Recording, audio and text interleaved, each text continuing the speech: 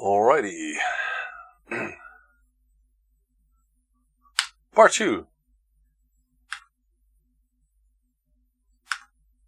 Waiting for it to show up in my YouTube video dashboard. Yeah, here it is. And most probably this will play automatically. Yeah, okay. Let's share that URL. And let's see, people are coming in a bit. I just had a lunch. Let's drink some water. Alright. Okay, Facebook, Twitter.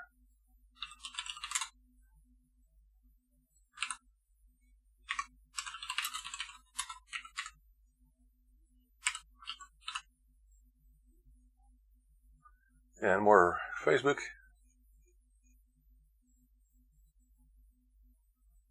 Tweet.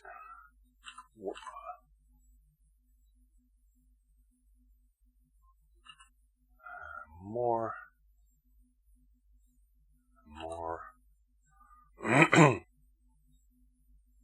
One more. Alright.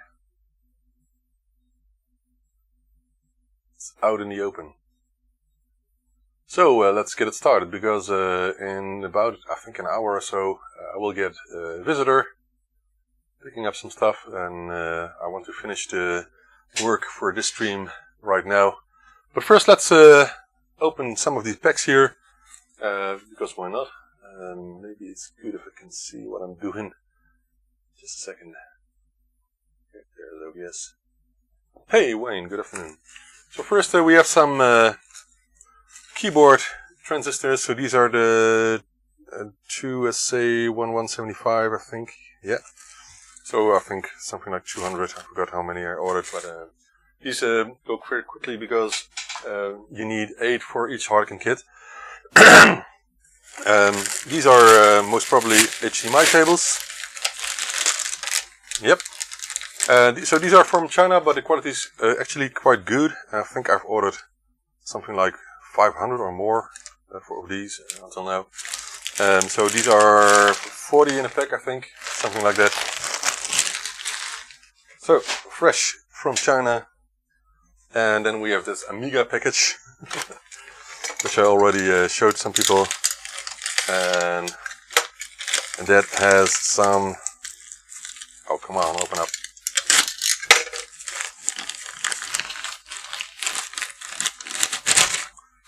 So what's in here? In here should be. I thought they told me they were able to ship half of my orders, but the invoice says it's a complete order, but there are only 5 indeed. So I should get 5 more.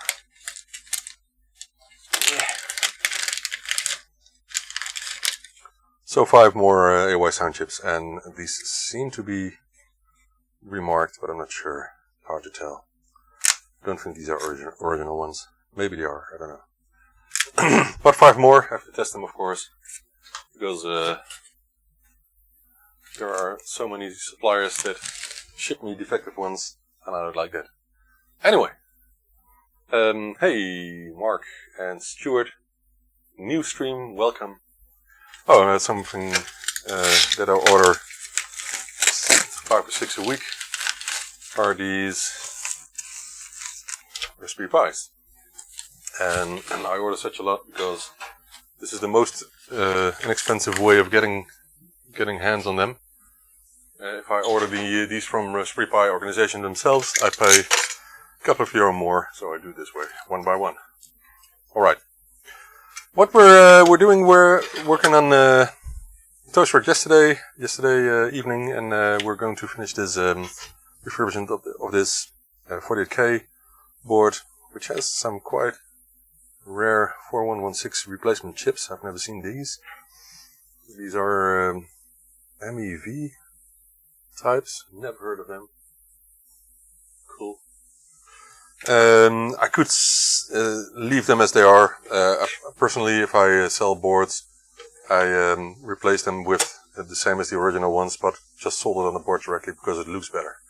So this is obviously a repair job of some sort, but I prefer to keep it looking the same as in the past. Test them live. What should I test? Oh, the white chips. Yeah, we could do that. But it's a matter of time, so help me remember at the end of the stream. Hey, Gigi. Here it's 1:30. So, morning, Ben, from Dublin. What time is it then? I wonder. Probably already afternoon in Dublin as well. Okay, let's get it going. So first, let's cut all the capacitors away, and I will leave these wires for now because I will reattach them. It's a very old resistor, but it's not a big problem if it works for the LED in the case. Let's remove these. This is an issue 6A, so with the PCF 1306 chip instead of the 6 discrete chips.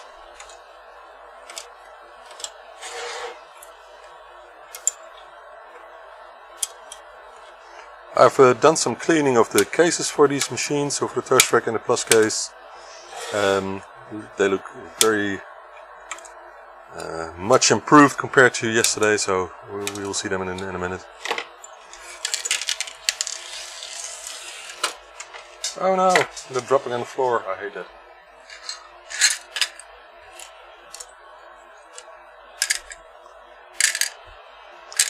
It's like Lego. If you step in them, then where is it? It's here. Alright. Well, let's get the old ones out of your pins, at least.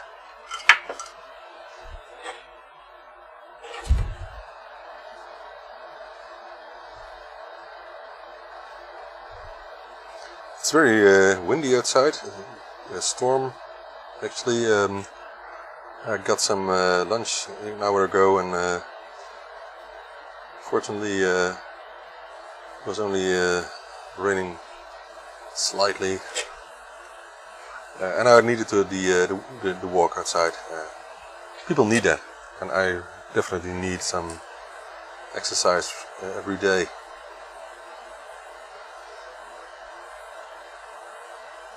Right.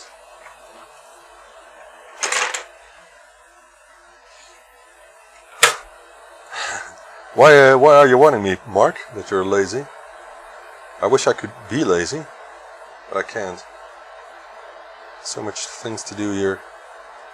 And the title is still 11 April, so let's see how far we can get with all the stuff, people waiting here before 11 April. So we'll probably do lots of more live streams, but I know I've been promising that for a while. And all kinds of other things pop up, you know. It's not on purpose. Just life.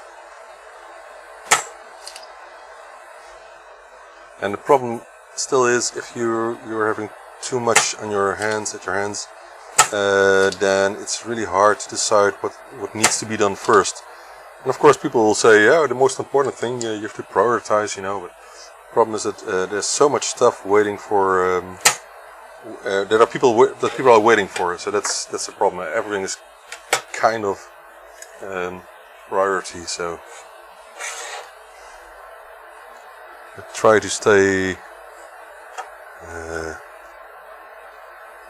relaxed and just get it going.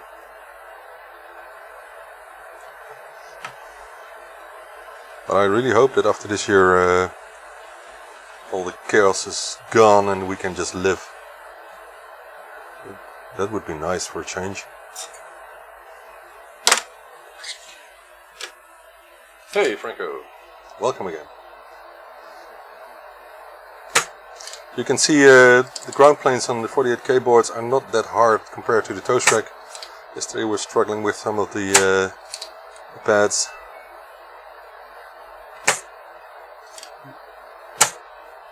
I wonder what my washing machine was doing there, because it was just emptied and it's making some noises, music noises. It's a Samsung.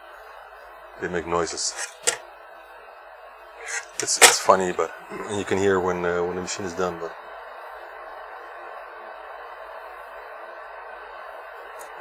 guess my wife forgot to turn the power off. Not a big deal. Oop. Alright.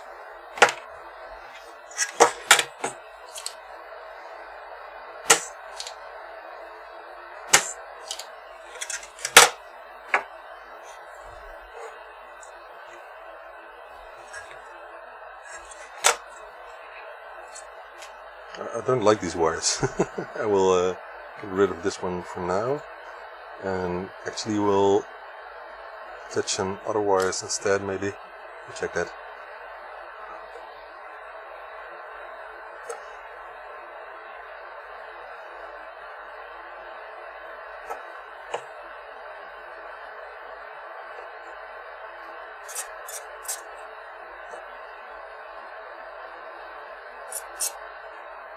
Right.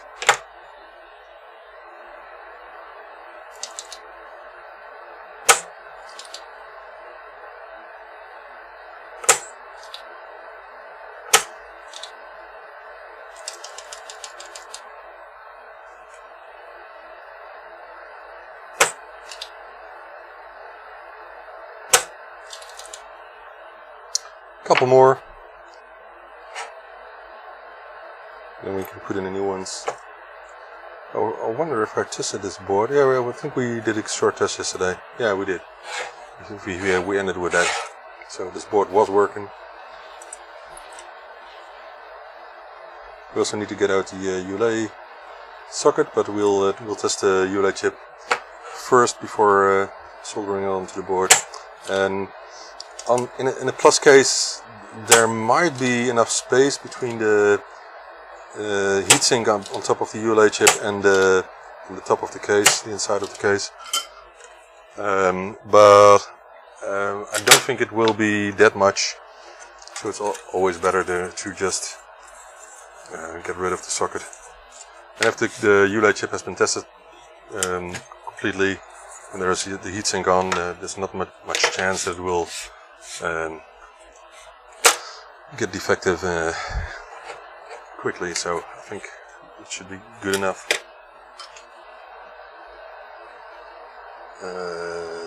This one, and then this one here.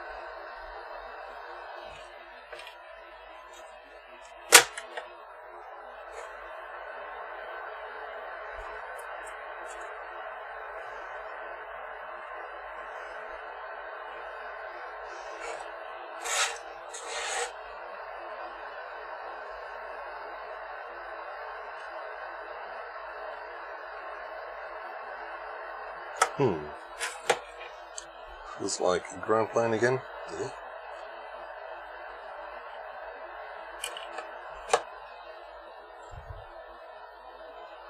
It's not out yet. Now it is.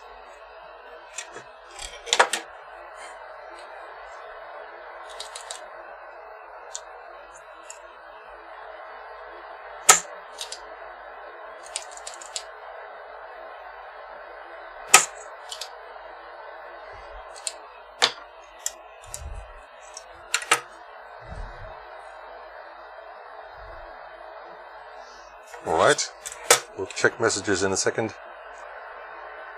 Let's get these capacitors out first.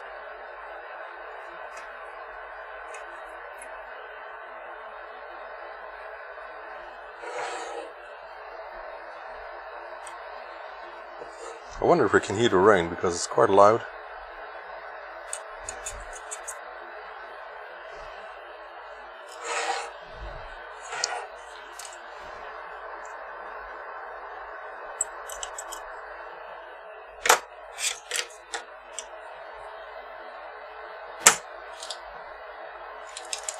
But I noticed that this microphone is not picking up much else than my voice, which is a good thing, I guess.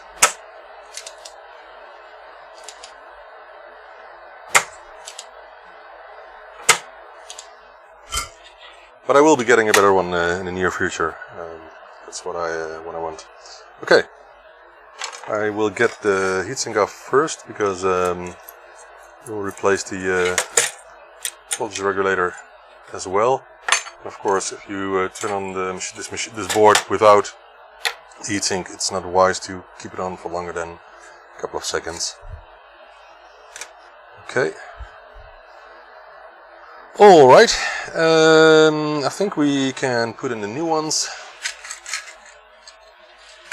Let me check the chat just for a second.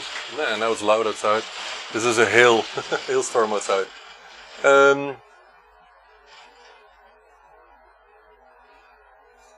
This board is just a refurbishment, so it's working. What are wires? These wires were for LED, the left ones, and the right ones. Hey, text in the chat. Hey, text. Question: on a rubber keyboard, placing a white aluminium plate on the top of the ULA is always better than nothing, right?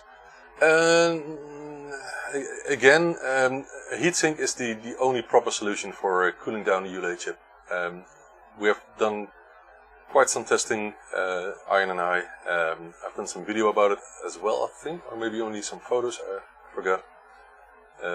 But using heatsink is the only proper solution. So heatsink like these ones from Reichelt or something else. Where did I have them here? This is on standard type. I should look it up. But those are the only proper heatsinks. Of course, you can find something similar like that, but a plate is really not enough. It's really a partial solution, and it will not prolong the lifespan of the ULA chip that long. I'm afraid. And I'm sick of recapping old stuff. I'm not. Cool. Nice. The rare stuff, Mark. I wonder. I've never seen some of those that you are calling there. I don't know. Indian rubber 48K. I wonder how it looks like. Okay, what it looks like. Also, I need to send out a 128 to either Spain or Argentina. Okay, nice. Tron, good afternoon. Did he go back to ByteDelight full time again? No. I see him back fixing ZX Spectrums a lot lately. Yeah, I do, but I'm still doing this next to my full-time job, so it's quite a lot of work. Hey, Peter. Right, let's get it going because we don't have that much time today. But maybe I will be back to you later today when I sorted out some other stuff. Let's make some space. It's not wise to test the machine as it is now because the voltage levels will be all over the place without capacitors added. Right.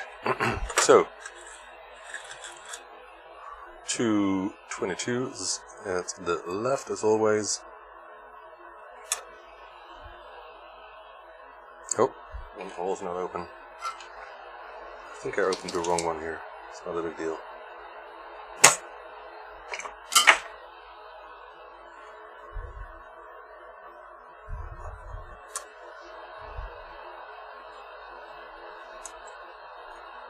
Okay.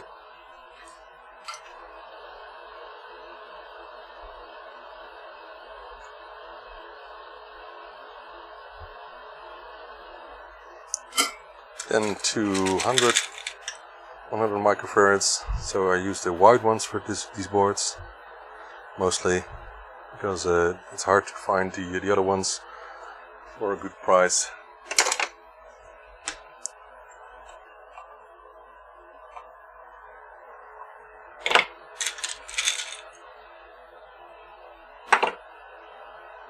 And these actually fit a bit better because they're less wide than the smaller types.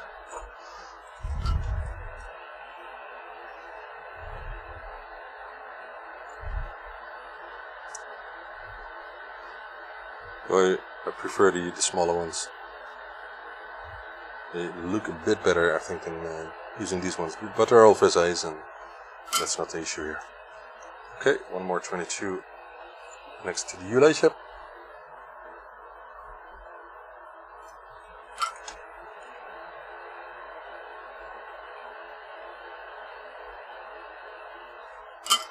Then one microfarad for the reset capacitor, facing upwards, I guess. Yep.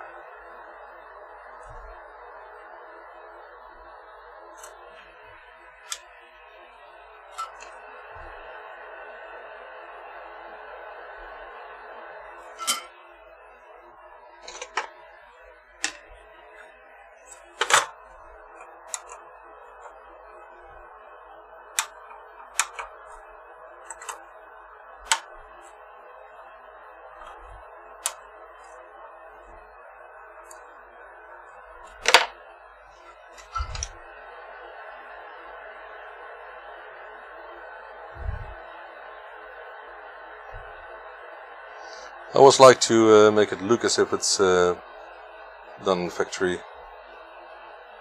So I reflow the bottom of the board as well.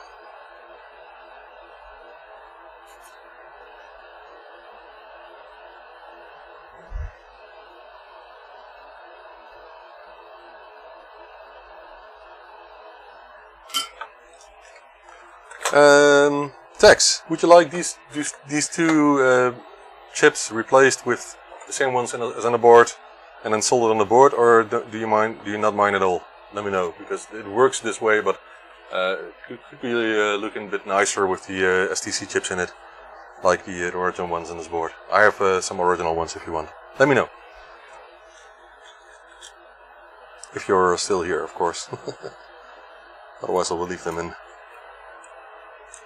But I've got a crazy load of original chips tested, and I use them for these kinds of situations where original chips have been replaced by non-original ones, just to make the board look original again.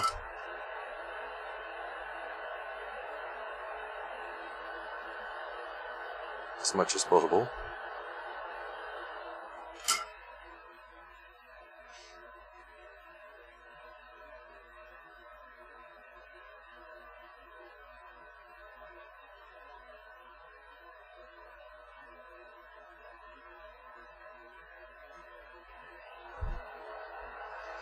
Alright, and one microfarad and then the 4.7.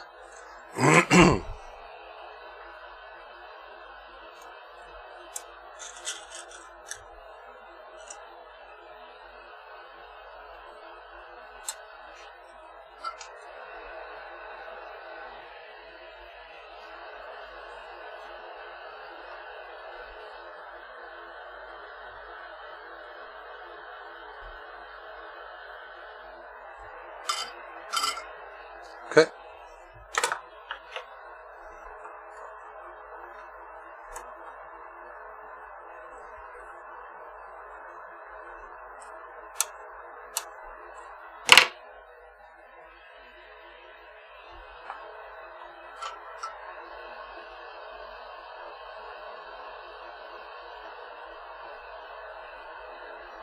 Right.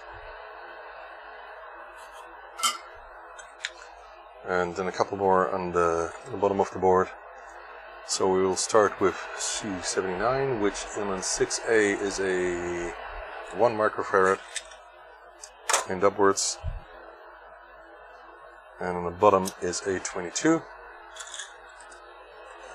The lowest one aimed to the right. So again, you can use capacitor maps for this, which can be found if you Google for ByteDelight capacitor maps, or ZX Spectrum capacitor maps, whatever you like. Free to download, very useful if you ask me. Speeds up your work.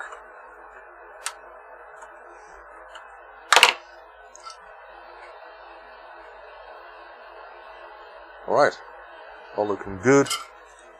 Let me check if I'm not forgetting any. Nope, they're all in.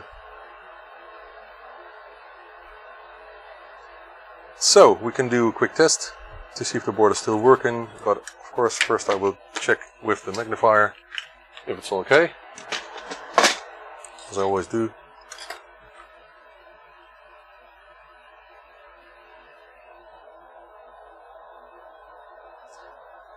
I always check for shorts, especially with boards from customers, because if I don't, there is a chance that I will blow up something and it will cost me more time than I want to spend on it, especially if someone is picking it up.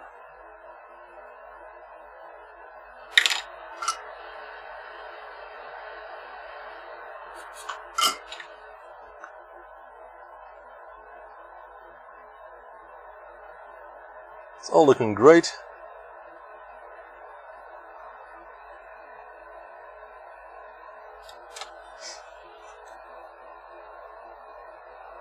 Yep.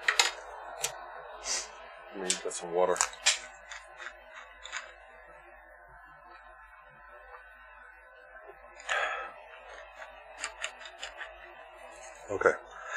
So we'll do another quick test.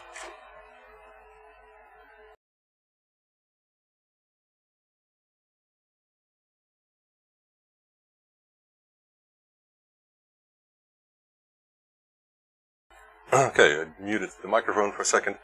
Let's get to the test corner. The toast rack board is still here.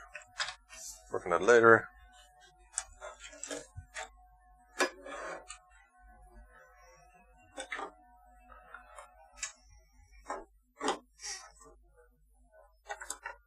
Just a quick test to see if it's still booting up.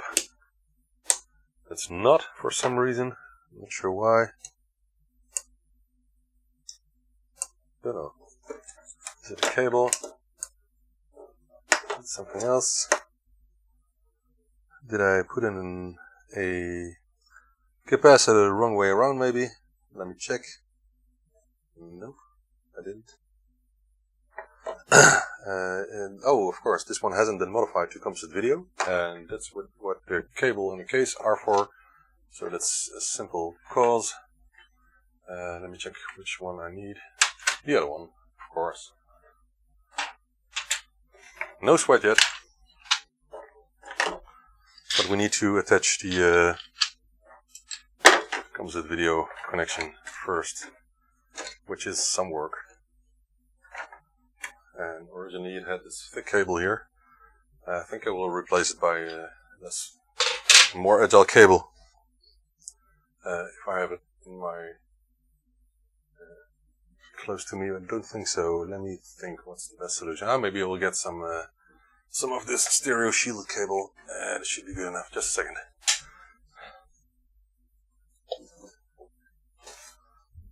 Yep.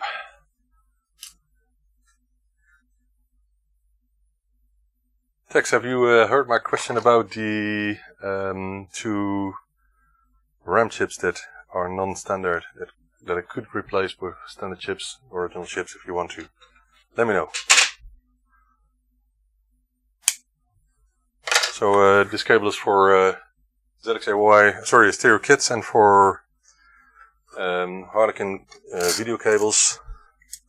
So it's a generic stereo cable, audio cable. Nothing special, but it's flexible. That's a good thing about it.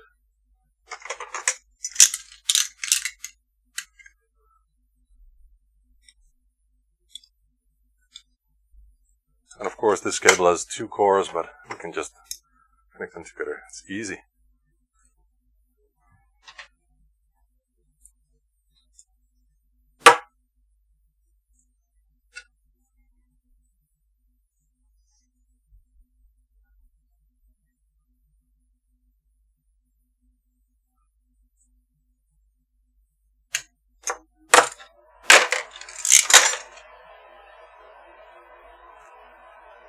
So this is a quite good quality cable. The only difference is there's 2 cores.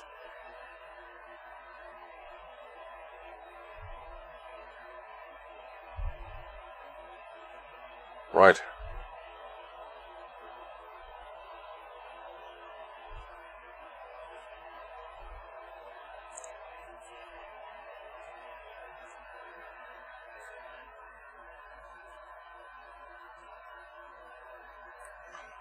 No, it's not no improvement. It's just for the looks. I've had some people requesting that in the past, so it works as it is. Some people even like to keep the parts in that have been replaced as they are, just because of the history of the machine, you know. So lots of choices in being made in life.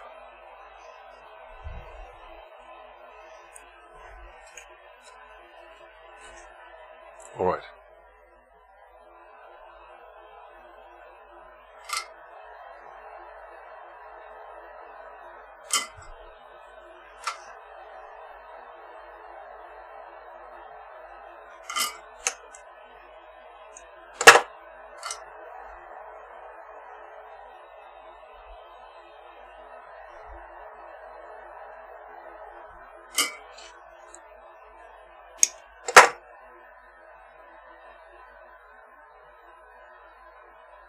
It's only a visual thing, yeah. Now the pick and place machine is not used as a shelf. There are some reels on top. Don't think much else. Is there? No, it's only some reels and some parts. But it's indeed, it is too bad that I'm not using it that much. That's true. That's completely true. Oh, of course, I need to solder it on. That won't go by itself.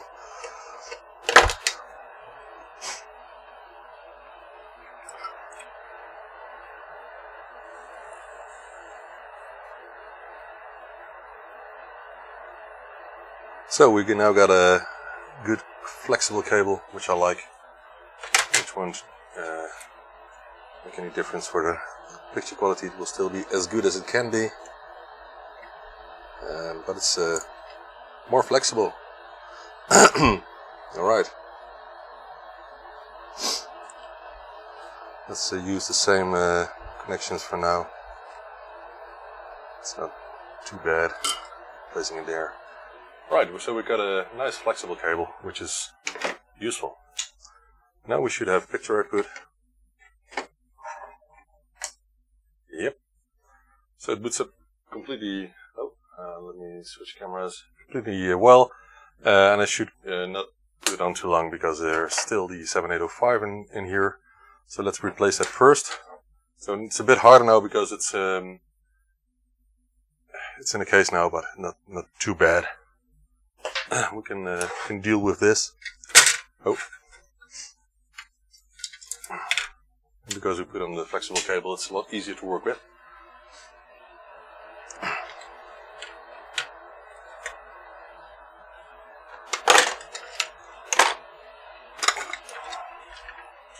If I only had more space, and I had more space to put garbage in, that would be nice.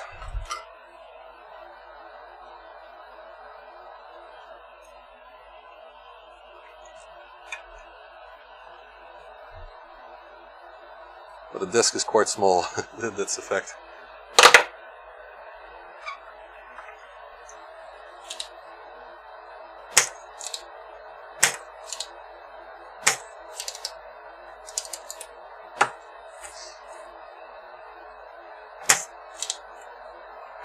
I just wish I had a desk for every kind of work. So packing stuff, getting new products ready,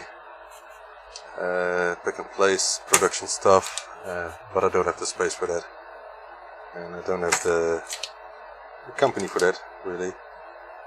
I wish I had, but on the other hand, it will just get you more things to worry about, you know.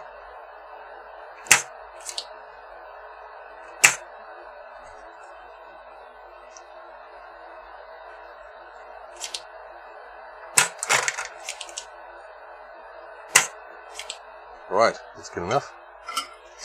Let's get the Recom in. Recom. I like the Recoms. They're nice. There is some competition going on with these DC-DC converters. Several brands now. I think the margin on those is quite high or something like that. Hence more companies want to make them. Maybe there's no patent on them. I don't know actually. Right. So the next is to do some ULA chip testing to see if it's completely working as it should. Because before putting heatsink on, I want to know that.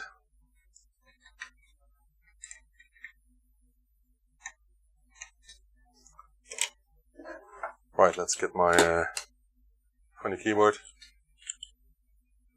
I think it's quite loud. No, it's not, it's a cable. And it's loud, indeed. Was it 100% volume level?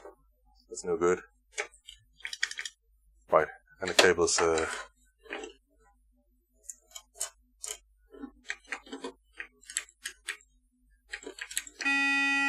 It's still quite loud, as you can hear. Wrong button. Right. Right. Oh, you cannot see what I'm doing. Sorry about that.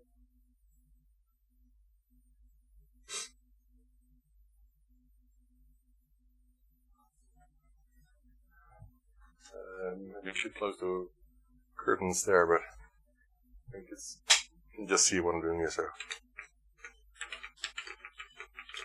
just checking colors. Right, that's okay. The chip is heating up quickly, so I have to hurry. But that's normal for ULA chip, but I don't like that because they can get quite hot. Some tests quickly. So let's first do tape input. Sound output is working because you can hear sound.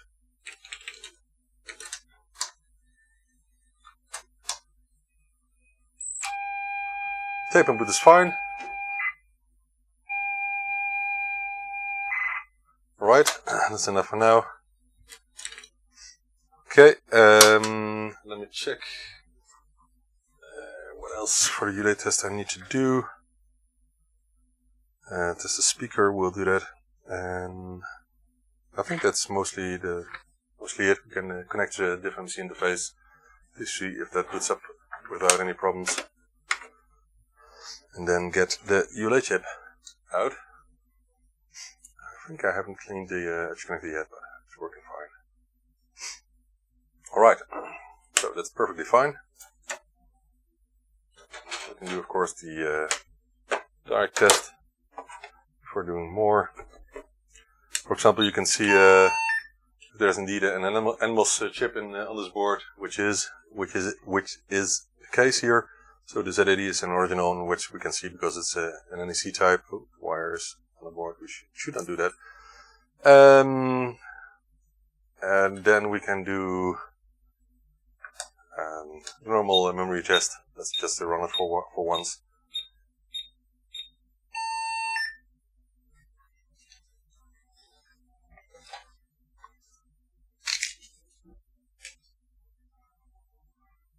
But this will just work just fine.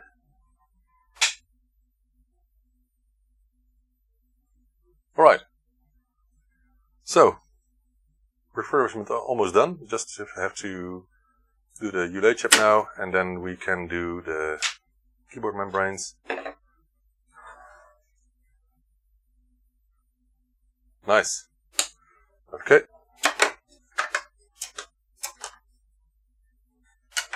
First do the ULA chip, which is the most work on this board, I think. Not too bad. And I think it's wise to just disconnect the video cable once again, so we can get the board out easily. New capacitors, looking very shiny and bright on the picture.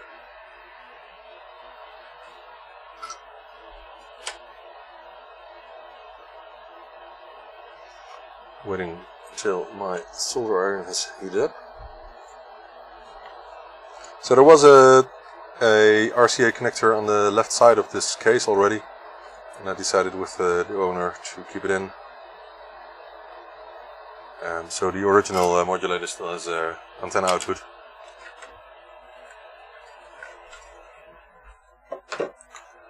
Right, so before doing anything else, let's put on the heatsink on the ULA chip. Oh man, that one was really stuck, but it's clean, so that's not the issue. And for this one I can use just the ordinary thermal paste. It spreads out very easily because the surface of the ULA chip is very flat. So I do not need to put on that much.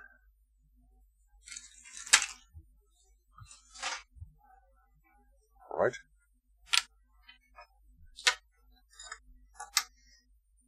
So this was a type 7, if I'm not mistaken. Let me check. I want to know because I'm putting a label on it. Yeah, it's a type 7. Spread this out a bit. And then we'll put on the super glue to make sure it won't move.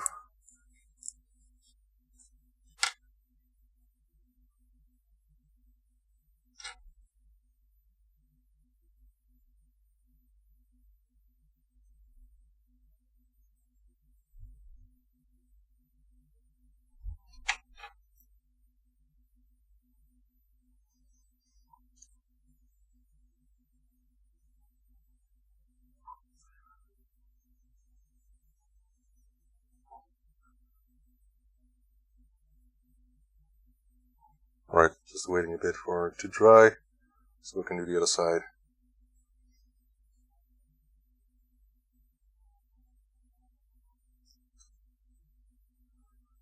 When it's still moving, it's really hard to do both sides the same way. Okay.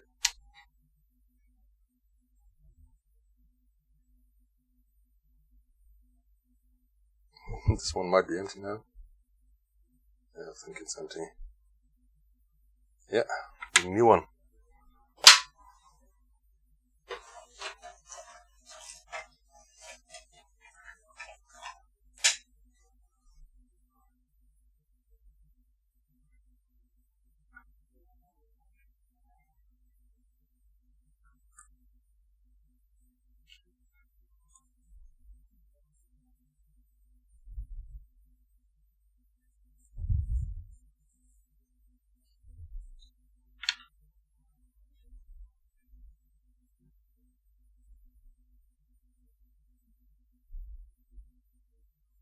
Alright.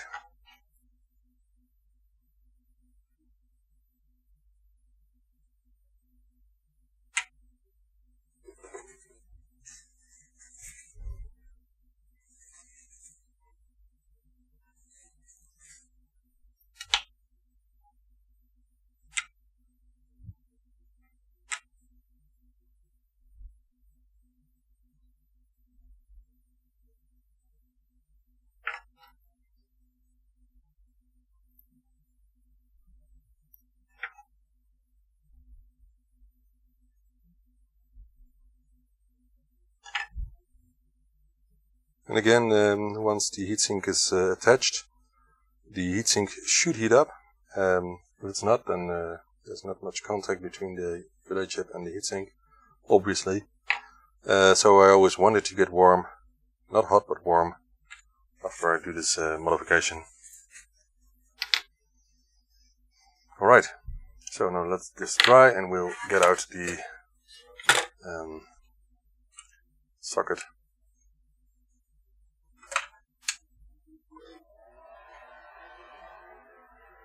This heatsink is I think half a centimeter, so 5 millimeters or something, or maybe 4. And that's too much if you're using a rubber key case, and if you leave in the socket. So socket will get out. But we tested the ULA chip and it will now live for a long time since we put on the heatsink, which really makes a big difference. You can ask anyone.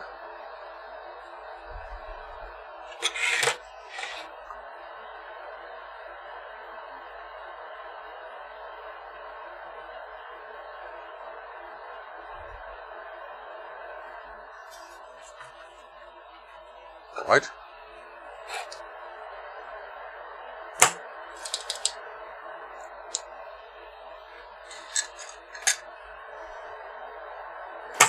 So only 40 pins need to be opened. It's not a big deal. And using the desolder station is a bit quicker, but it's not that time consuming, so we'll do it this way now for now.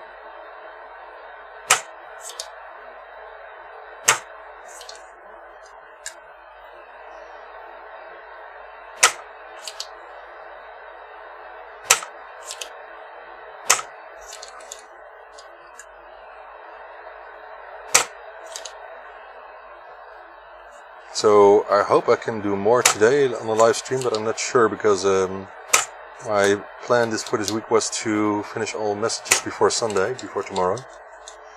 And I need to do quite a lot.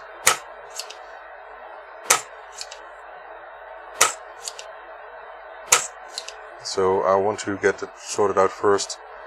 Hopefully we can be back with more video tomorrow then.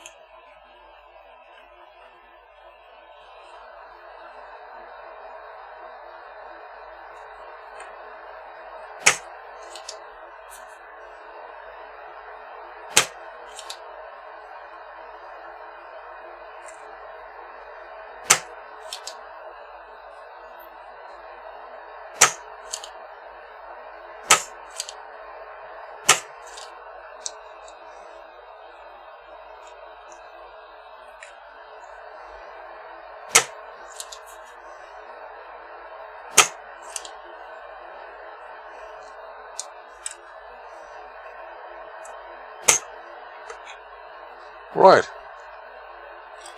That's quite nice.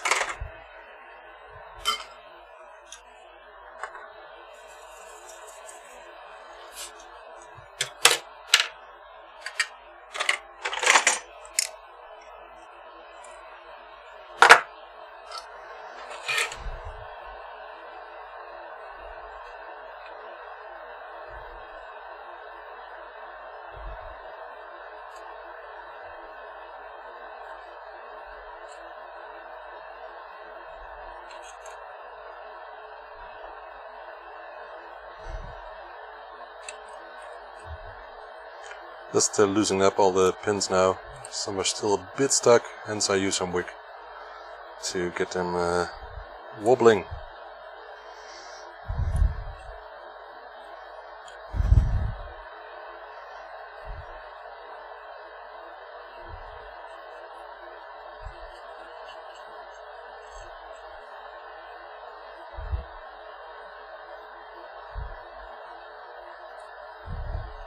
Right. I think I dropped something. Not sure. Anyway.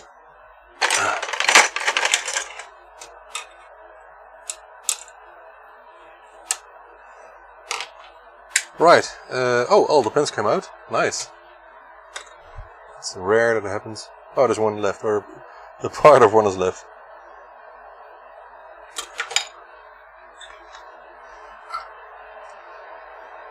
Oh no, this is just solder even, so okay. Perfect. Let me do one more check, because it's very important to check if there are no bridges or damage or something before putting in the soldering the ULED chip to the board. I saw a blob. Where was the blob? Oh, there it is. Hardly noticeable. Important.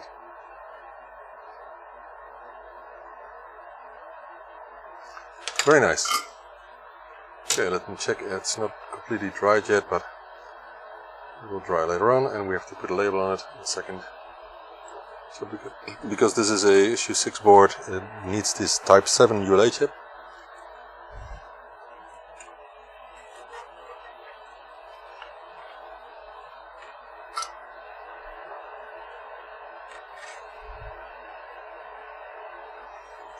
Right.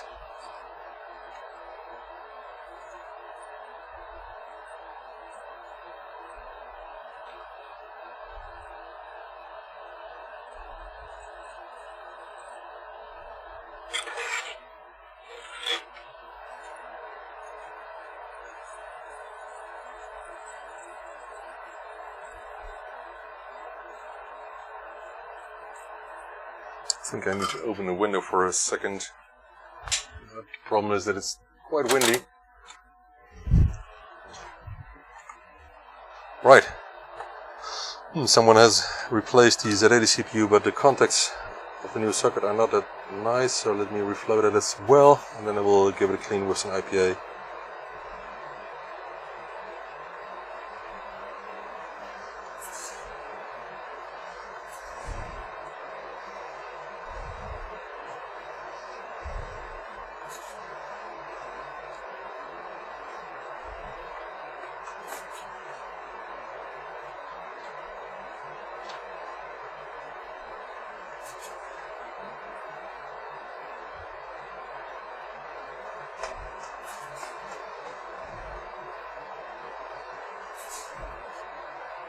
Right.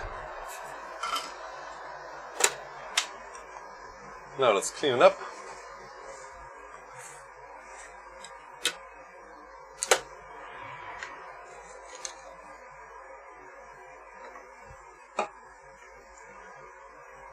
And yes, I do drop some IPA from time to time. It happens.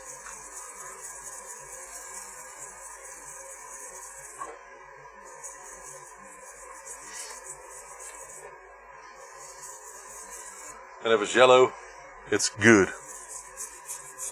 Yellow is good, like pee. No, just joking. No, it's the flux is coming from the board, which looks quite a lot better than as it was.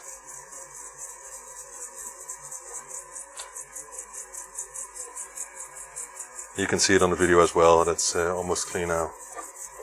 I think it looks a lot better.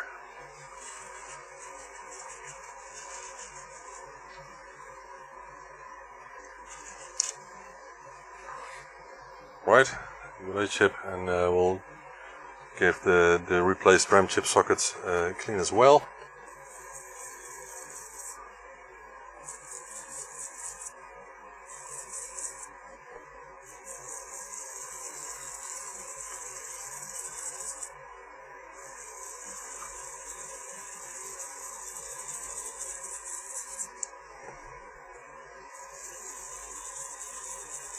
That looks quite good, very clean.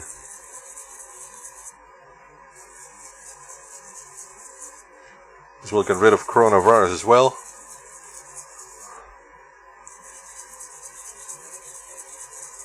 If there would be any here.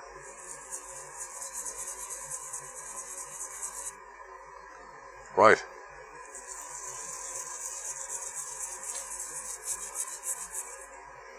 Bit of yellow still remaining, not that much.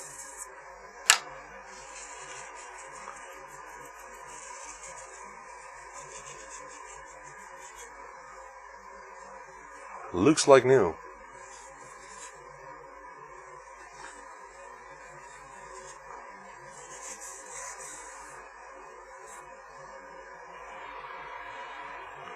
Let's give the edge connector a clean. I think I'm going to use the glass brush again, glass fiber brush.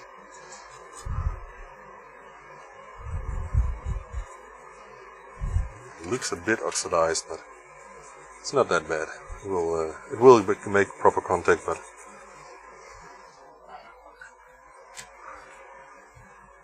we need it in a second.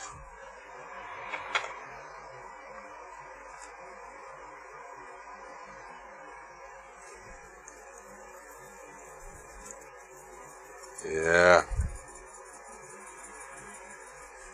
Can you see the difference? I think you can you?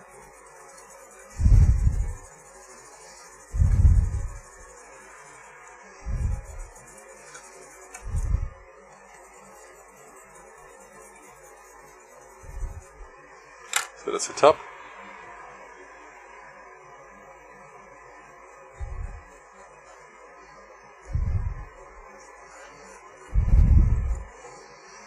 And the bottom.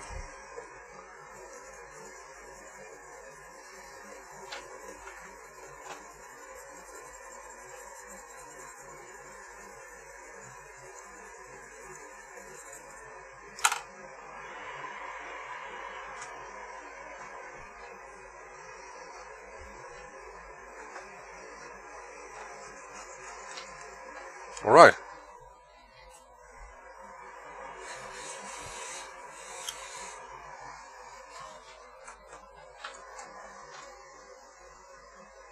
And gone is the IPA.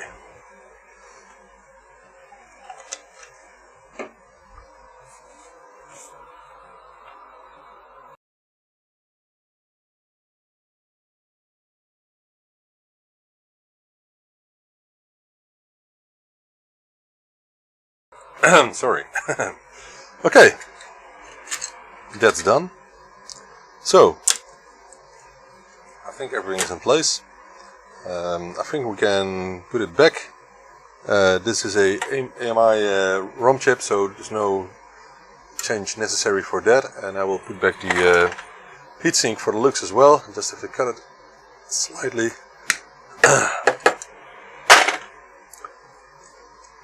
Someone suggested that, and I think it's a good idea, so we'll do that. I'm missing a ring here. Let me grab a ring. Plenty of rings. Somewhere. Just have to find one.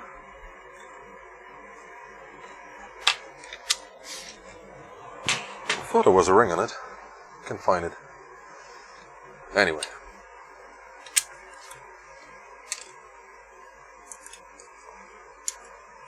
Oh. So this should be it.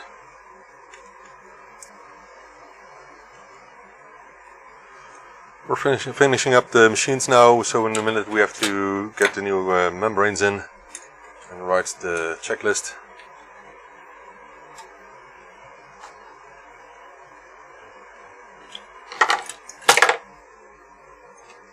Right.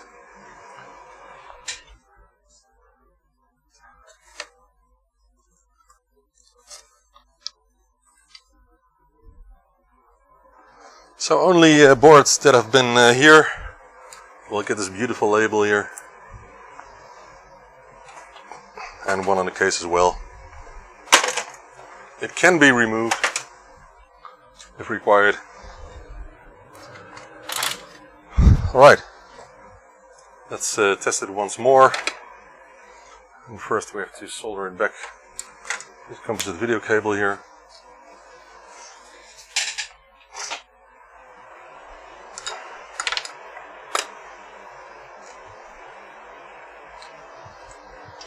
Closed the window already, so just have to wait until the soldering iron has heated up.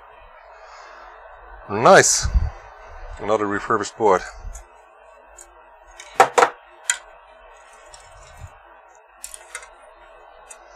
So some solder remains there, so we don't want those.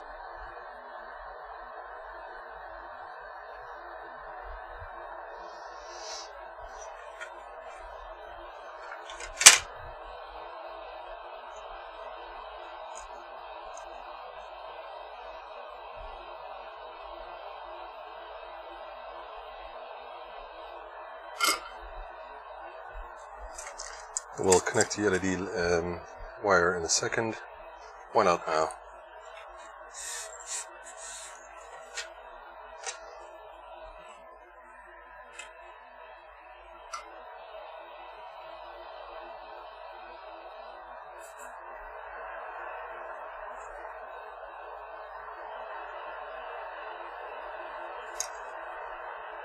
A huge resistor there. I like it. It's older than the Spectrum, probably, but it's no big deal. Of course, it will work just fine. Alright, we're not going to attach the LED now, but we have to be careful not making any shorts. It's time for a proper test. And some water before that.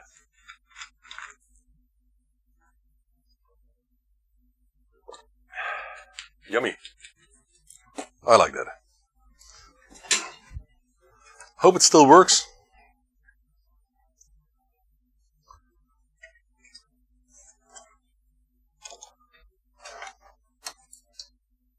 Yay. It does, which is good. Okay, I think we're going to finish, let this stay on for a while, and then we're going to finish the cases, because that will take a couple of minutes as well for time. So this is the keyboard for the plus case with the LED on top, of course, obviously. So let's get back to the test corner, work desk, and get the membrane in.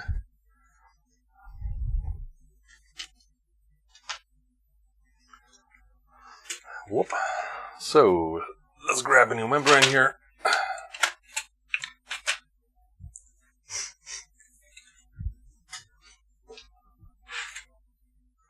I mostly do this on my lap because of the screws that are otherwise can be put in easily. So, and I use a automatic screwdriver. It was my microphone holder emitter. All right.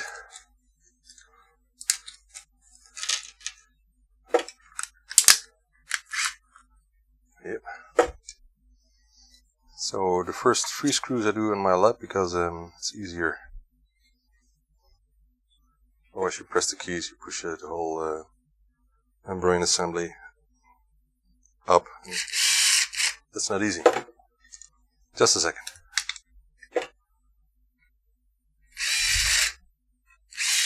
Oh, by the way, I haven't shown you how it looks like after cleaning. So this is the clean keyboard. It's still a bit yellowed, the keys, you can see it. Just a bit, there are some minor scratches on the case, but otherwise it's perfectly clean. I like it a lot. Takes some time, but since I always do as many as I can at a time. But for customers, of course, it's only one or two.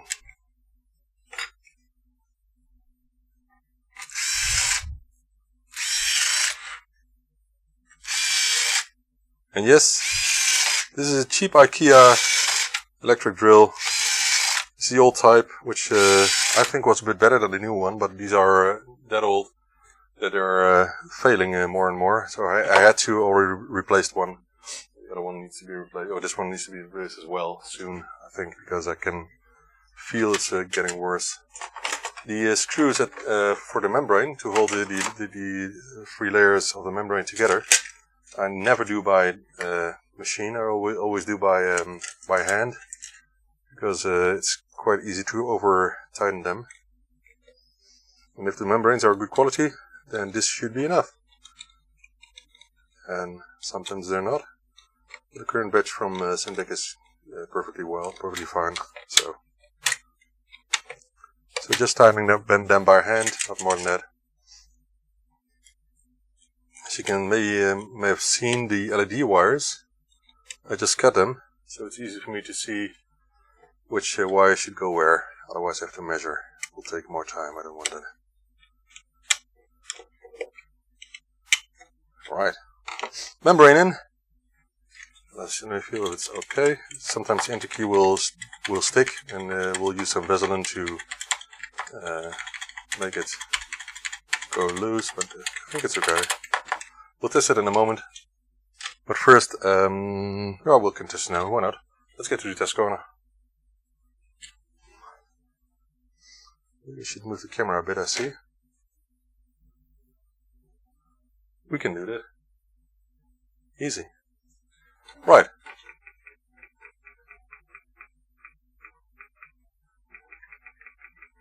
Feels like new.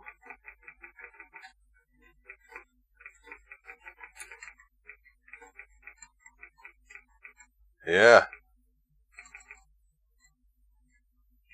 Standard mode, caps lock, everything works.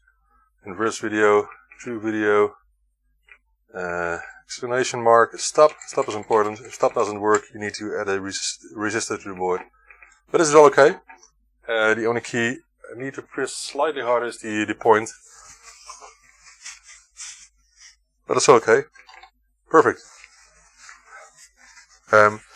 So I'm sneezing a bit because of the hay fever, don't worry. It's just hay fever. So we can finish this one up and then do final testing. Let me check if nothing gets hot. The ULE heatsink gets slightly warm, which is exactly what we want. And the rest of the chips are staying cold, except for the Z80, which gets a little warm. That's not a big deal. So let's connect the LED, power LED, and then we're done with it. And I think I like to tie these together in some way. I could use some. It will be hard. Let me just try that. I could use some shrink tube, but you have to be careful not burning the case, of course.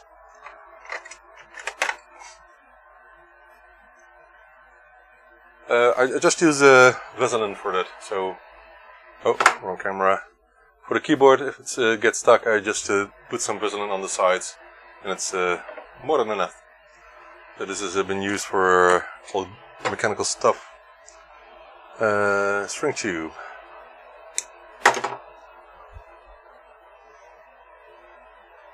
The last I used some Vaseline for was my cross trainer, which got some new parts. Crafted myself because the company's bankrupt for a couple of years already. So I made some parts myself. So what I will do is instead of using a lighter, I will just heat it up with the soldering iron because it's hard to reach it inside the case, obviously.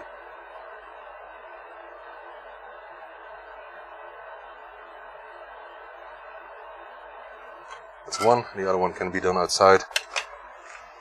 Maybe one or two more, and then it will sit nicely together, like brothers.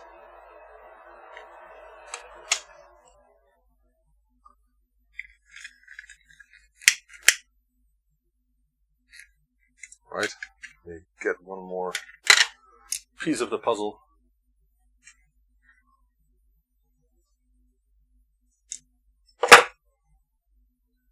It's quite a lot of work, but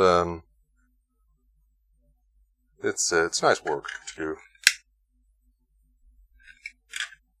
Maybe one more at the end. Vaseline might also work. Yeah, it works fine. I don't think I like oil myself because it will get everywhere. Vaseline just gets it to the points where I want it to be, so hence I prefer that. Some other grease will work as well.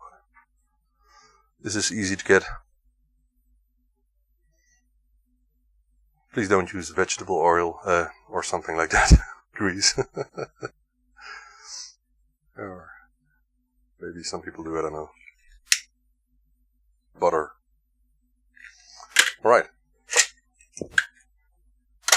So just some minor improvements, you know. This is easier to handle, if you ask me.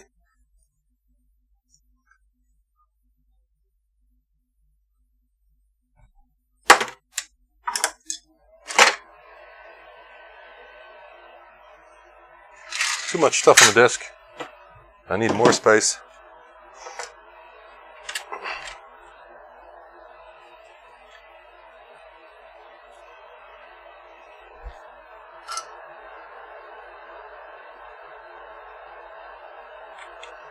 So the yellow one is the top one seen on the camera.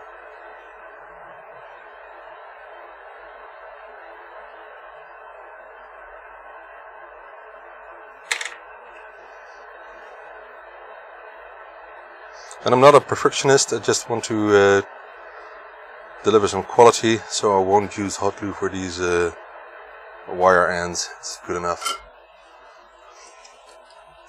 So this one is completed. Let's close it.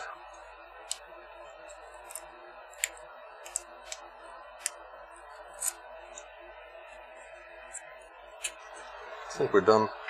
I hope so. Hope I'm not forgetting anything. Well, maybe some insulation at the modulator, which is a good thing with the plus cases, because when the keyboard membrane touches the modulator, sometimes it will stop working. Okay, let's close it up, and then we need some more screws for that. I know already because yesterday we saw that we had some non-original screws in here. I don't like that. I want the original screws, and we'll just get some from my stock here. Plenty of those. I still need to obtain new ones, by the way. I have some address for that, but the problem is that the company which I found them, exactly the same specs, couldn't deliver them in Holland for some reason. Only in other countries, so like Germany. So, but I of course can ask someone else to order them for me. Then that would be a solution.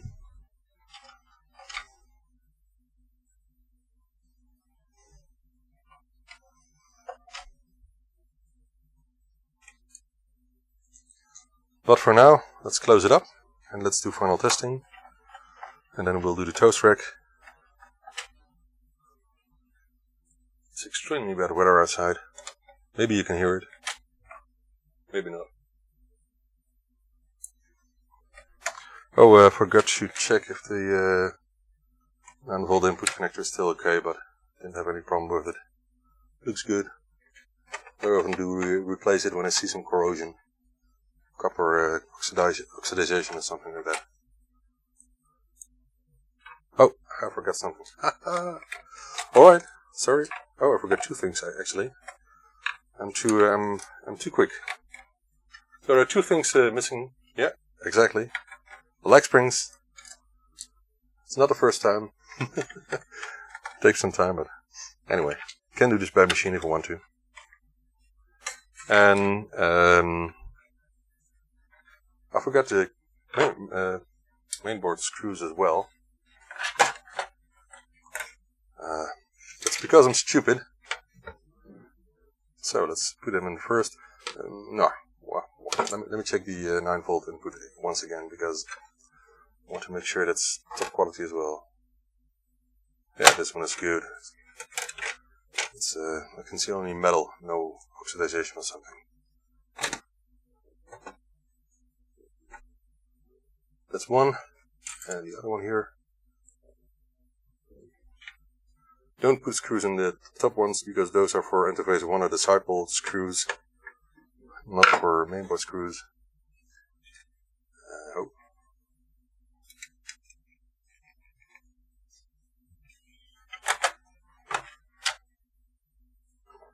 Maybe it's good to just start with 2 screws and do final testing and then finish it up. Yep. Alright. And I don't think... Oh, this is another screw. I don't like that one. I want the same ones all over. Yes. Okay. We'll do final testing in a minute, but first we'll get the toast rack assembled as well. Because I think we're finished with that as well.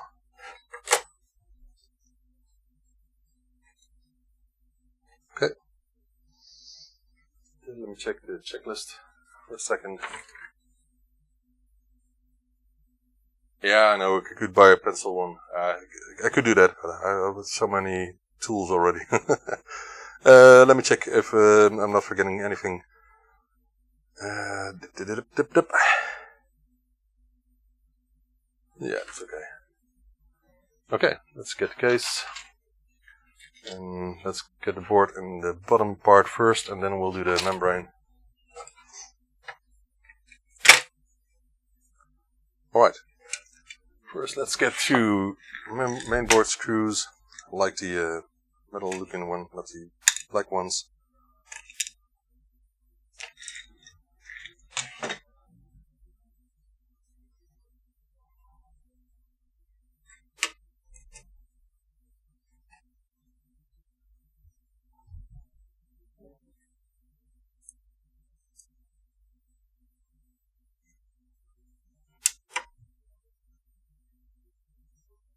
Okay, that's one. Then the 7805 with the heatsink, which is cleaned as well. You can see that there's no more dirt there. Let me see if we get some screws for that.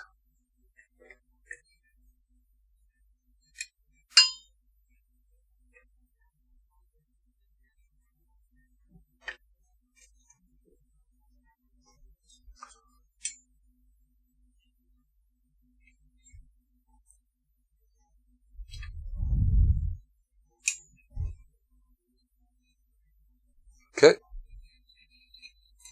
proper contact. Then let's not forget these. Oh, I see. I think the plus case didn't have one. The springs and legs. Did they? I have to check the video from yesterday. I don't think so. Let me check.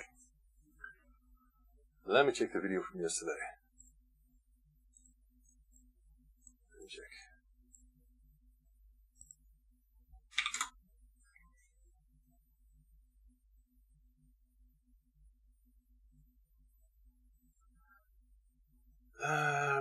Yeah, the VLA 128 from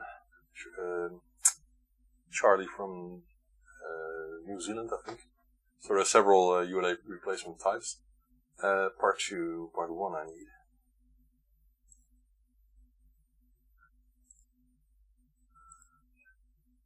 Let me check when I opened the plus case. Did I open it on screen? I think so.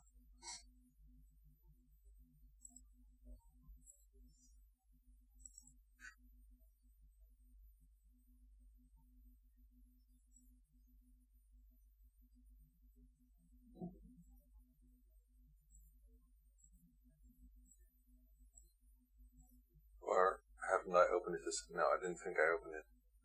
I didn't open it yesterday. Oh no, now I'm wondering. But I don't think I had legs with that one.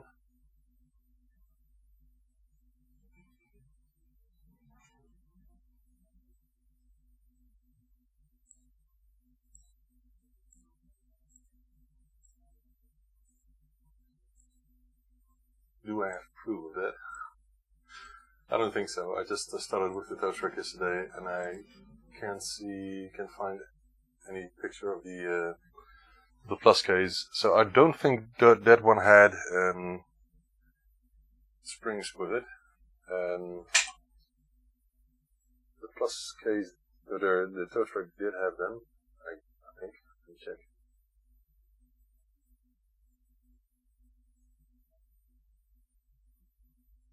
Yeah, plus case of course did them.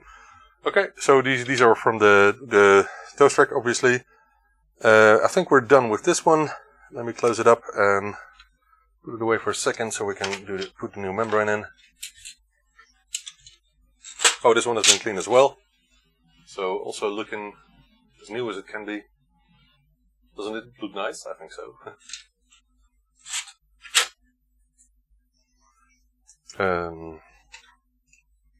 First the rubber key mat. We'll put it on my lap for a second again. These keyboards like my lap. Again, the machine's getting padded here, so they're not complaining.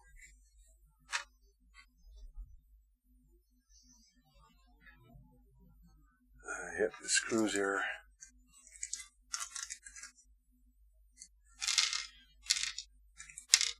You guys talking about the Ulay Plus, I think, Slam Ulay.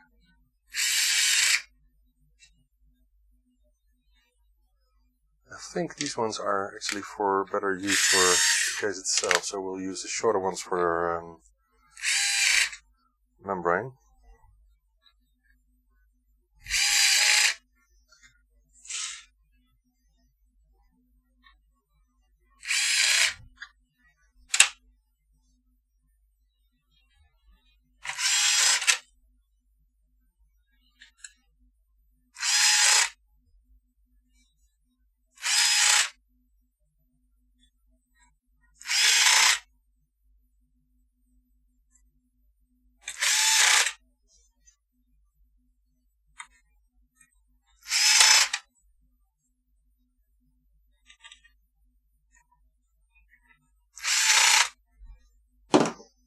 Alright, here not much attention is needed, but the two places where the membranes are put together actually need some force, but not too much. The legs shouldn't break, so obviously.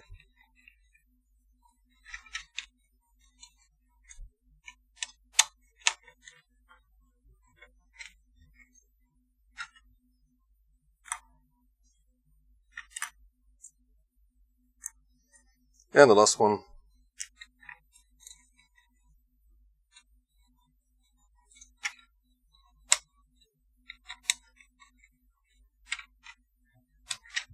Alright. So, let's get the bottom half. And let's do some testing. And the same here, I will put some insulation tape on the modulator. Actually, there was some already. You can see it here, the brown stuff. So this is not the first time, but the old stuff is worn off.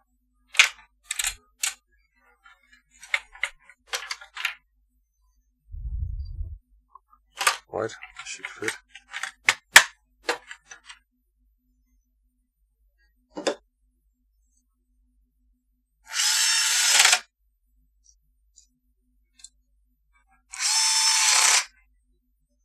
And let's start with 2 as well. And then we'll go back to final testing. And test corner. Let me check on my Facebook message for a second here.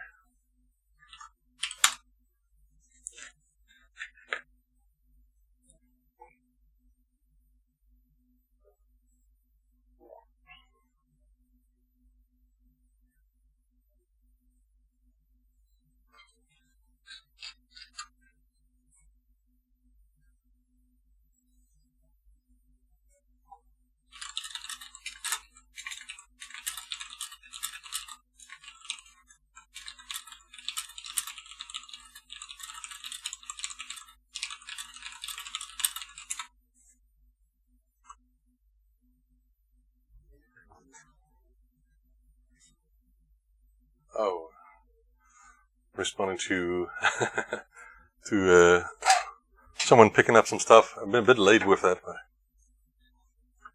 that's life. Alright, let's do final testing. For that we got some booklets here. So I'm using these refurbishment stories, which are quite nice because they tell you everything that's important about this work, this machine. Let's power it up, see if it's working.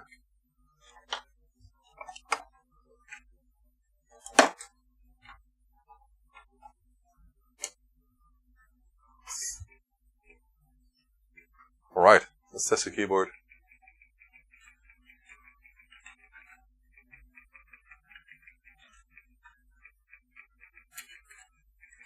Yep.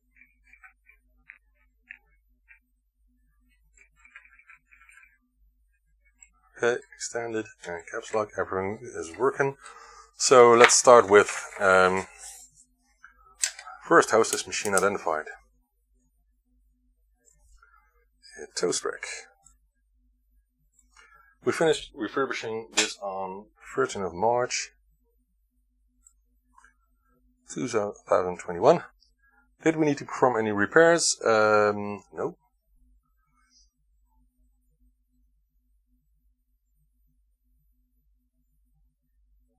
Reverb stuff only. Right. Did we modify video output to composite video? Not applicable. Did we clean the edge connector? Yes, we did. Did we replace all the capacitors? Yep.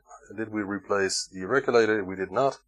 Did we check for a correct ULA type? Not applicable. Did we add a heatsink to the ULA chip? Yes, we did. Did we perform a ROM fix? This is 48K only. This is 48K only as well. We improved composite video output. We did not. We added the R73 resistor. Oh, sorry, the camera. Then run full diagnostics software. Now let's do that.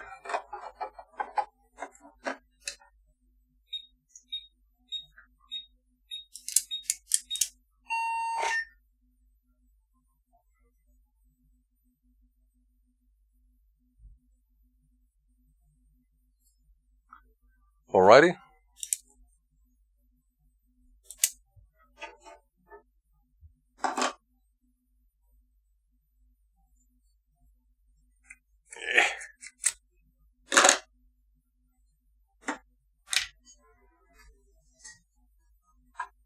Let's wait for it to finish.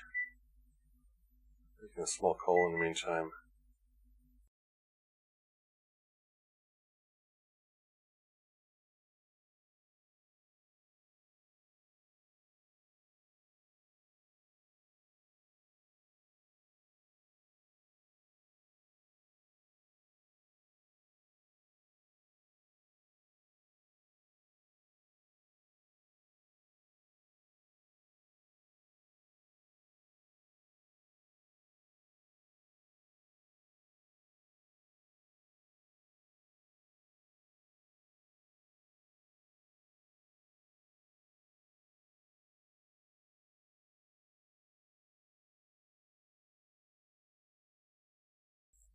Okay, so the test is completed.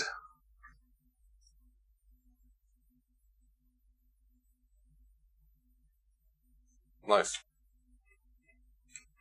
Alright, let's do some testing of other interfaces. We don't actually need the IDE. We did some tests yesterday already, but this is mainly for 48Ks for testing the ROM circuit. But okay, it works. Let's load up something. Let's load up a demo.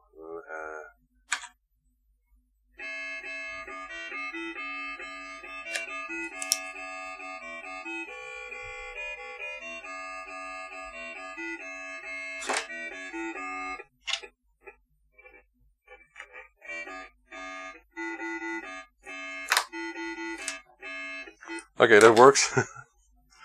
Nice. Then let's test tape loading. So we need to start up the FMC without any file attached.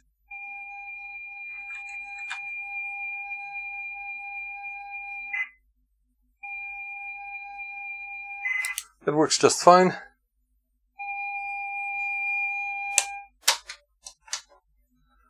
And let's test the differential itself as well. It works as well. And so there's no speaker here. We tested the keyboard. I didn't put a refurbished label on the board itself, but we'll put one on the case. And then we'll close up the case. And I will add some simple rubber feet.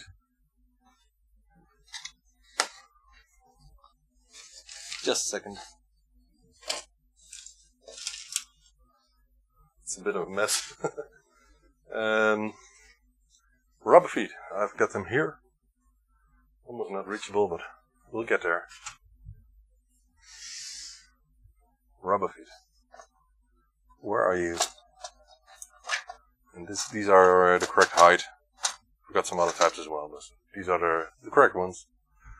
So, because this toast rack doesn't have all the feet in it, I will add some standard rubber feet for it. Let me check what the checklist says in a second.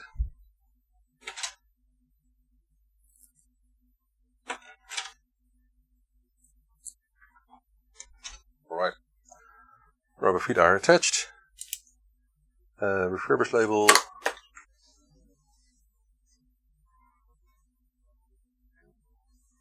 Let me get the refurbished label. Where did I put them? Here. No, I won't put it on over the screw. There's no reason for that. Let me finish the checklist. Make sure all rubber feet are present. They are now. Install the new membrane. We did. Refurbished label is on. Put on a refurbished label with date. I'm not writing the date on it because these labels can be written on. That's a problem. So that's done.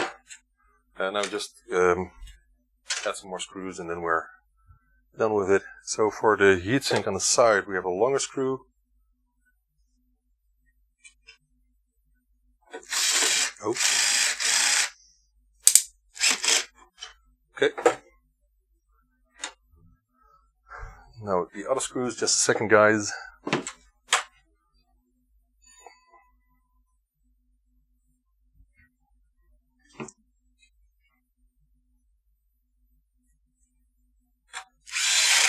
And I think I will bring the other microphone up as well because my guest arrived.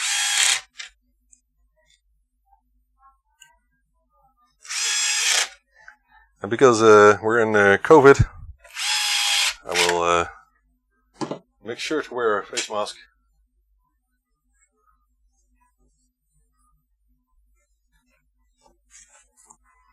Hey! Kijk, ik doe gewoon een maskertje op. Ik zal de andere microfoon even aanzetten, ik kan onder Joko en dan pluk de stoel er even bij. Mondje. Pas dat hij niet wat. Jij hebt het allemaal kunnen zien, hè? Ja. Oh. Ik zal de camera even draaien. So, shall we use your real name? Hi, I'm Patrick. Yeah, Patrick. The happy owner of the 48K and the toast rack. Yeah, let me put on the microphone of one of the cameras, otherwise it will not pick you up. Which one can I use? Test. So, I think people can hear you better now. Say something. Okay. Hello, everyone. We'll see that on the chat in a second. So I was closing up the toast rack.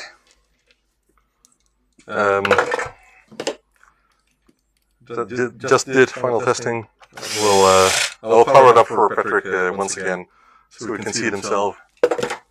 I added some basic plastic rubber feet because I don't have more original left. There was only one here. So.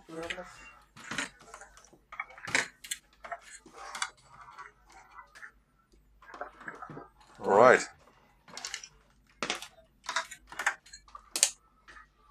Okay, so you finished the complete checklist. I only need to finish to put in my name here.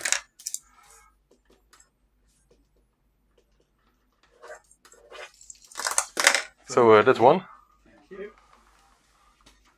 Lots of echo. Oh, that's because two microphones are enabled. So I will put down my fine microphone. So I think the audio is better now. Let me know, guys. Alright, so this one is working perfectly. But I need to test the other one, otherwise I would say play a game. Anyway. Looks quite nice.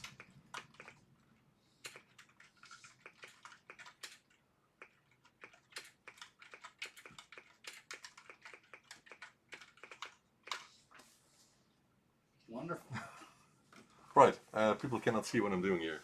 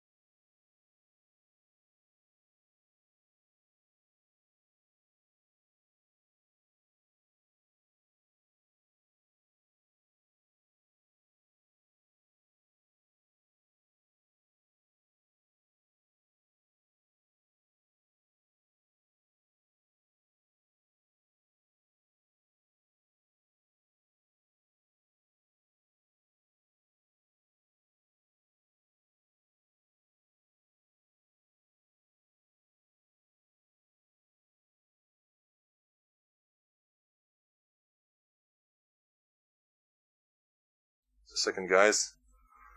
Let me get back to you here. Yeah, I should copy this one. Copy. Paste. This will be fine, and yeah, okay. We can hear them from that. Okay. Okay. We'll get back to this if we find it. Alright, this one then. Okay. So final testing. The composite video is on the side. And let's get a booklet. First, how is this spectrum identified?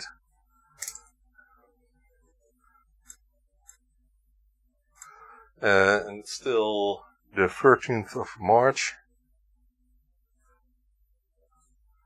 Did we need to perform any repairs? Nope. We modified composite video. No, we didn't. There was already a composite video output on the side. We cleaned the H connector, replaced all the capacitors. We replaced the 7805 regulator. We checked for a correct relay type. We added a heatsink. We performed a ROM fix. No, that's not necessary because this one has AMI bias or ROM chip. So this should just work fine. Otherwise, if there's a NEC ROM in, then the VyteDelight won't work by standard by default. So you need a small fix for that. Okay, this runs just fine. Oh, the camera is there's a problem with my USB inputs of my workstation. That's quite cool. It looks a bit retro, don't you think? It's new, guys. It's new. Might be the cable. I don't know. Yeah, no, it's better. A bit better. It's not perfect. No, it's one of the inputs of my PC. I put a USB hub in between, and it doesn't work quite well. It's not a big deal. We'll get some more USB ports or a better USB hub in the future. So no ROM fix needed. We put back the heatsink. We improved composite video output. No, not applicable. It's for 128K models. Let's do full diagnostics for a second. Do you think does it look new? It's never looked better. How did you get it? Was it your? Did you buy it new? Yeah. Yeah, really. New. Yeah. Okay. Some 30 years ago. Yeah. Something like that. With a box. With the box and everything. Yeah. Nice. I already had the 48K, and I wanted the 48K without the dead rubber key button. Mm-hmm. So I immediately went for a 48K. Mm-hmm. And then when I had the opportunity to get a 128K toast rack, I looked at my dad, and then he found one somewhere. Yeah. And so I got this one. And when was that?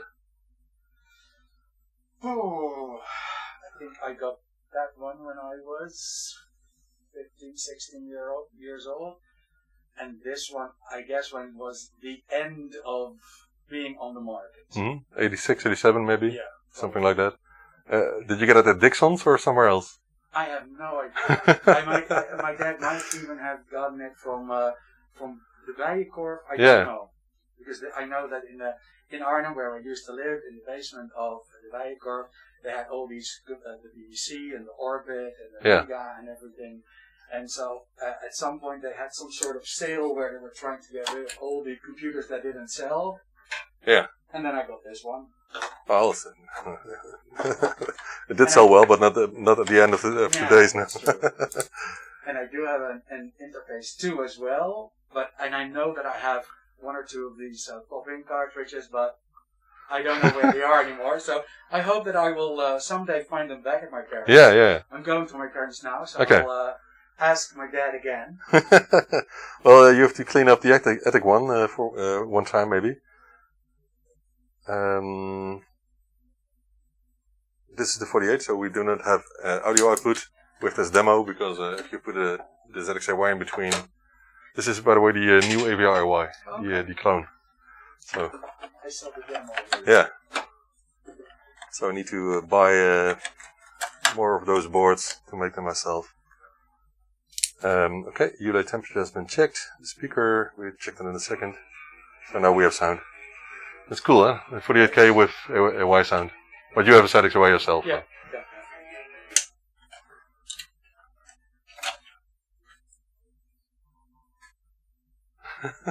Oh man, the cameras are really bad. I will fix it on my next stream. Tested the keyboard. I think we did, but let's do it one more time.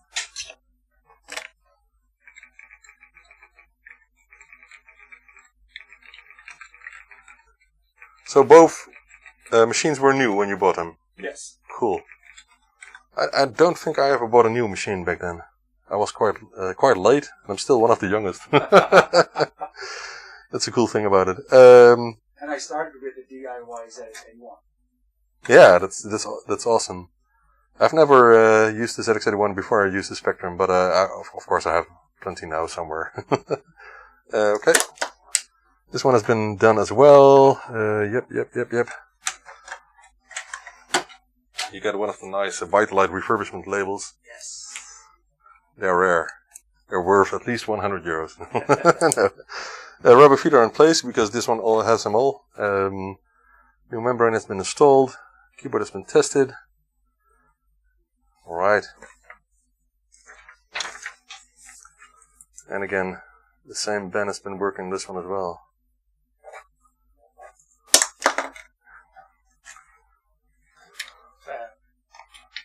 Thank you so much. Nice, is it?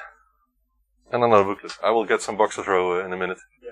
Let's get back to the worst quality cam, but it's still the best at this moment because it's the only one giving a proper picture. Alright. So that has been done. And let me check if there's any chat here. They know you. Franco knows you. Wayne knows you. I don't know if they know you. You just told under your name. So Quantum. Mark got his first post track at Quantum in '86. Back then it was called Quantum Holland. Yeah, I remember. That's a long time ago. They still exist, but they don't sell computers anymore. Alright, guys. For now, I think I will end the stream so I can finish these machines off, pick up, and talk a bit with Patrick, and we'll see you guys later. I could say if you have any questions to Patrick, now's your chance. You're still teaching from home, I guess? Still teaching from home, although kids at MBO level are allowed to go to school one day a week, well, yeah. Which was quite a hassle in the whole school schedule and planning. Mm-hmm. So last week I really saw lessons pop up, disappear, pop up in my schedule. So it was quite confusing also for students because everyone had to get new Microsoft Teams invitations, and so Yeah. it was a bit hectic. So I hope that next week will be less chaotic. Yeah, and if you drive to school, then you're not you at have home. to take into account that Yeah. when you have an online Yeah, lesson yeah, and yeah. a physical lesson, Yeah. that you might have to do your online lesson at At school, school, yeah. because it's followed by a live lesson. And do you have a good laptop or something for that? No. Oh. School isn't providing Yeah. a good laptop? No. That's some old HP laptop, Yeah. which does what it should Yeah, do, yeah. but that's it. But But at home I have a PC with Okay. 2 monitors, so that's easy. So on one screen I can have my students Yeah. and all communications, and on my second screen I have everything that I need to share with Yeah. them. So when they're busy I can do other things on my second screen. I think our government thought that it was a good idea to get into school for 1 day a week. But my son doesn't like it at all because he has to go to school for a couple of hours one day and a couple of hours the other day. And for him it's a lot better if he can go to school full time, or a whole day at least. Yeah, but It's hard. I think that the fact that students can go to school and have the social interaction again is quite important for them. Yeah. And also for us teachers, Yeah. because I've been home since March 2020, just doing online lessons, Yeah. which made going to school to do surveillance at a test or an exam, Mhm. that was really like an excursion trip. It was like, Yeah. yes, I can get out of the house and be Yeah. in touch with students again and just talk to them, see them face to face. Yeah, and there are lots of students that have troubles with doing homework from home. Because I hear it from my son. they say we're home all day in our room, working for school, and at night, because we have the curfew, we can't go anywhere, so we're in our room doing things for school. Yeah, maybe. So But many kids at my son's class don't do their homework and that sort of thing. And there's not much things you can do about it when they're at home. It's very difficult to get them Motivated, yeah. for an online lesson. Yeah. So with some teachers, of course, the problem is also that they're not digitally schooled enough Yeah. to know how to deal with certain tools, and then it's more or less just like in college, or like giving a college or lecture in university, like sit back and relax, me as a teacher explaining something for max 10 to 15 minutes, Mhm. then have them work for themselves, and then come back to the call and just round out. Yeah. And that's it. And especially with MBO because there's a lot of practical lessons instead of As well, only yeah. theoretical. It depends. In Yeah. one school, I teach students who are doing entrepreneurship, so Mhm. retail and marketing and communication. So they have less really practical lessons. But at my second school, which is a theater school, Mhm. actors, they have a contact profession, so they have to do all their drama lessons and dancing and singing. They have to do that Yeah. at school. I heard some cool things about recordings some months ago, where everyone was corona-proof, and it was Yeah. nice to read from you. Yeah. Well, what they do at our school is they just divide a group of 32 students. They divide it up in 4 groups of maximum 8 students. Mhm. So maximum 8 students work together. So whenever there would be a corona breakout, then they only have to isolate a group of 4 instead of a group Yeah. of 32. Did you do much theater or video recordings in real life lately? No. Not that much. No. So Normally I participate in the 48-hour film project. Yeah. But everything that has to do with filming short films is Yeah. really low end. Because when you do a project like that, you need sponsors. Mhm. And sponsors don't see the benefit of donating money when they don't see anything in return. yeah, So there's no Yeah. real live reaction to it. you were sharing some memories, and that was cool to read. Yeah, it was really From nice. 2 years ago. Yeah, it's 2 years ago. Yeah. That There was a lot was happening Orlando, then. 3 years ago I was in Paris. Yeah, of course. So it's always nice to participate in a winning movie or Yeah. produce one yourself or direct one yourself. So that's really nice. Yeah. The first project that I hope that we can participate in again will be August. But it Yeah. all depends on Vaccines, maybe. the vaccines, the rules going at that time. Yeah. So yeah. Well, we'll see. Yeah, It's a pity. Let me check if anyone asks you something. Nope. The advantage But- of being home so much now is, of course, that whenever I shut down the computer, I don't have to run or drive home again. Saves so a lot I'm of already time. there, so then I can hook up my speckies. Yeah, of course. Well, that's what I do. But I have my full-time job now as well, at the same place here, so it's just quite hard. I've never been to office only once for picking up the laptop. But someone asked an hour ago if I am doing this again full-time, ByteDelight. I wish I could, but it's not really realistic at the moment. Working from home, on the one hand, you can say, okay, I'm from home, I'm in my home situation, but the disadvantage is that you are always at home. So there's not the driving home from work, reminiscing about things you did during the day. There's no coming home telling your partner, oh, school today, work today was like this and this and this, because you're so knackered, you've been so busy. Administration work is completely different. You have to set up so many things. Well, maybe I don't feel like that much, but that's because we have two children. For example, I try to take them outside for some biking or something else, for some exercise every 2 days at least, because otherwise they sit still the whole day playing games or doing some schoolwork. And so that for me is already some social contact. So, but if I would only be with my wife here, then it would be a totally different story, of course. Yeah, that's true. It's strange, but we're coping. Yeah, we're coping. We get used. I feel like I get used to it after a year now. Of course, you get used to it. But yesterday I was at school for the first time at the theater school, and I must say it is nice to be with your students again. And there was only a group of 8 people in one classroom, so they said, oh, can we have a live lesson? Because they were supposed to have an online lesson. So one half of the group was calling in from home, and the other half I could teach nice. live. Did it work? So it was a little bit of a hybrid situation. I think it was nice. It's nicer to have either way. So or live, or they were really looking forward to it. They needed it. They needed it because they only have their practical lessons, and sometimes they don't even know their teacher because they've been in online lessons from the start. So it is good to see students' faces and for them to see us as well. I had a meeting with some new colleagues that started as well at the same company, and some of them live on their own. And they only had online contact with the new company. That's so strange.